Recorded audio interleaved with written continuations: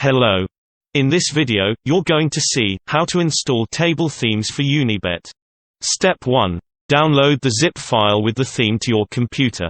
You can download it after your purchase is complete, and you are redirected back to the download page.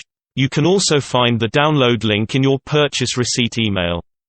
I already have the zip file with the theme here on my desktop. Step 2. Extract the files from the zip file.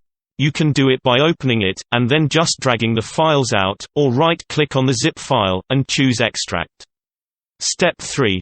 Close your Unibet client, if it's open. Step 4. Run the theme installer. If you play on the main Unibet client, or on the unibet.fr client, you don't have to change anything.